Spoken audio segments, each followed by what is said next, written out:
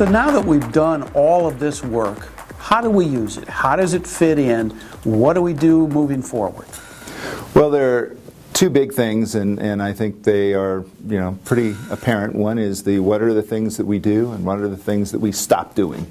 And the stop doing is a little bit less intuitive, but let me come back to that, right? So the first one is the what do we do. So as you're thinking about projects, driving innovation, what cash you're going to invest into what, right? And it may be things as much as the endowment funds. Could use scenarios to think about what are the right places going forward if we see the future, using it to help manage investments to some degree.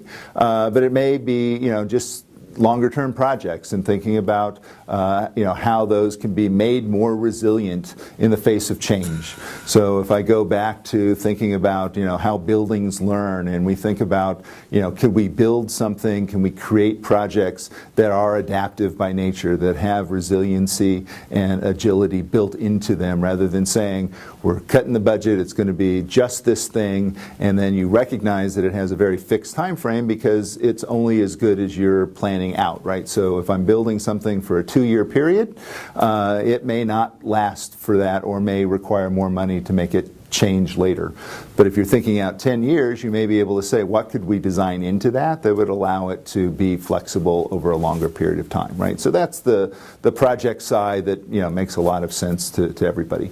The other side is, and in some cases I think about this exercise called the poison pill, which is something that saves you money pretty quickly, because you take all of the projects that you have on the table today and you put them each in the scenarios, and if you ask the question, does this project make sense? And you end up with projects on that list that you can't find a reason to do in any of the futures. Maybe politically sensitive internally, but that's a great way of saving money, because if nobody could imagine a future where that project made any sense, maybe you shouldn't be doing the project, right?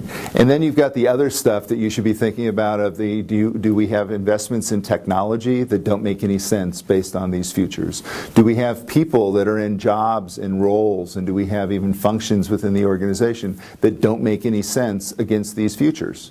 Or they make only sense against one future, and we have to then start thinking about how do we transition them if other futures unfold, right, and other circumstances change.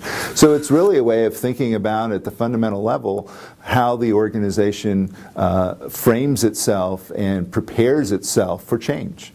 Scenarios are a great way of helping with change management, because they have now brought to the forefront that change is pretty much inevitable on multiple levels. So you no longer have this particular thing's not going to change because it's always been this way. Well, you now can see through the stories how that might evolve in different ways, multiple different ways.